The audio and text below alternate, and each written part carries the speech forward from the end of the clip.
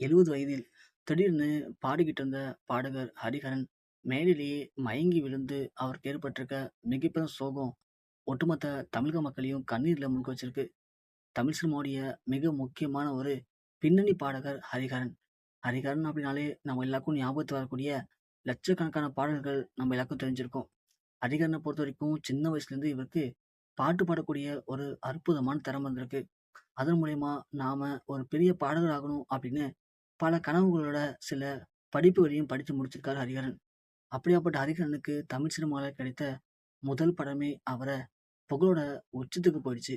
அப்ப இருந்த முக்கியமான மூத்த இயக்குனர்கள், தயாரிப்பாளர்கள் எல்லாருமே கண்டிப்பா ஹரிஹரன் சினிமாவில் ஒரு பெரிய பாடகரா வருவான் அப்படின்னு அப்பவே கணிச்சாங்க. அந்த அளவுக்கு ஹரிஹரனுடைய குரல் வளம் அவ்வளோ சூப்பரா இருந்துச்சு. ஒரு பாட்டு அப்படின்னா கண்டிப்பா அந்த பாட்டுக்கு எடுத்த உடனே உயிர் கொடுக்கக்கூடிய ஒரு அற்புதமான திறமை ஹரிஹரன்ட்ட உண்டு. ஹரிஹரனை பொறுத்தவரைக்கும் அது மெலடி சாங்கா இருந்தாலும் சரி, லவ் சாங்னாலும் சரி, இல்ல கொஞ்சம் கானா சாங் மாரியா இருந்தாலும் சரி, இல்ல அதுவே கொஞ்சம் ராப் சாங் மாரினாலும் சரி, எந்த சாங் குடுத்தாலும் அந்த சாங்க அப்படியே தனது குரல் வளத்தால அவர் பாடும்போது, அந்த சாங்குக்கே ஒரு பெரிய தனித்துவமான பெருமை கிடைக்கும்.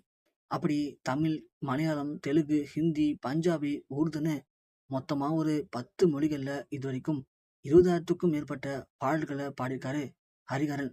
அதுலயும் சில பாடல்கள் வாழ்க்கை தத்துவமிக்க பாடல்களா இருக்கும்.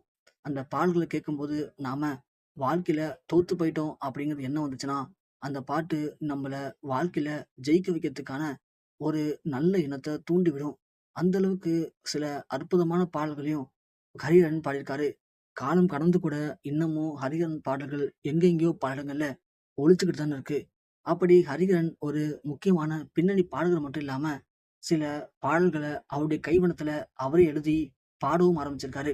அதே மாரி சில பாட்டுகளுக்கு அவரே இசையும் அமைச்சிருக்காரு. இப்படி ஹரிஹரன் இசையில தனித்துவமான நெறைய திறமைகள உள்ளடக்கி வச்சிருந்திருக்காரு. அதன் மூலியமா நெறைய சாதனையும் பண்ணியிருக்காரு. அதே மாரி இந்த பாடல்களுக்குன்னு நெறைய விருதுகளையும் வாங்கி குமிச்சிருக்காரு நம்ம ஹரிஹரன். அது மட்டும் இல்லாம ஹரிஹரன் சில மலையாள படங்கள்ல சில முக்கியமான கதாபாத்திரங்களையும் நடிச்சிருக்காரு. அப்படியாப்பட்ட ஹரிஹரன் தமிழ்ல மட்டும் இல்லாம மற்ற மொழிகள்ல இந்த பாட்டு பாடக்கூடிய விஷயம் மட்டும் இல்லாம நிறைய கலை நிகழ்ச்சிகள், அதிலும் குறிப்பா வெளிநாடுகள் நடக்கக்கூடிய நிறைய கலை நிகழ்ச்சிகள்ல ஹரிஹரன் கலந்துக்காம இருக்கவே மாட்டாரு. கலந்துக்கிட்டு அவர் பாடின பாடல்கள், அப்புறம் சில முக்கியமான பாடல்கள பாடி மக்கள எப்போதுமே இசை மலையில நெனைய வச்ச ஒரு முக்கியமான பாடகர் ஹரிஹரன்.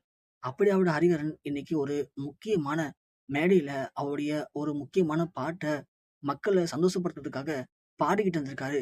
அப்படி பாடிட்டு இருக்கும்போது திடீர்னு நெஞ்சு வலி ஏற்பட்டு, அவருடைய கையால அவருடைய நெஞ்ச புடிச்சுட்டு அப்படியே சுருண்டு கீழ விழுந்திருக்காரு ஹரிஹரன். அதன் பிறகு அவருக்கு பேச்சு மூச்சே இல்லாம, அவர உடனடியாக கொண்டு வந்து மருத்துவமனையில அனுமதிச்சிருக்காங்க.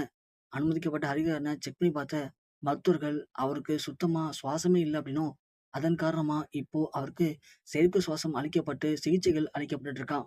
இருந்தாலும் இன்னும் ஒரு 24 மணி நேரத்துக்குள்ள அவருக்கு சுயநிலை வந்துருச்சுன்னா பிரச்சனை இல்ல. இல்லன்னா அவர காப்பாற்றுவதே கடினம் தான் அப்படின்னு மருத்துவர்களே கை வச்சிருக்க அந்த மிக மோசமான துயர செய்தி இணையத்துல வெளியாகி ஒட்டுமொத்த தமிழக மக்கள் அனைவரையும் உச்சக்கட்ட ஒரு சோகத்துல மூழ்க வச்சிருக்கு.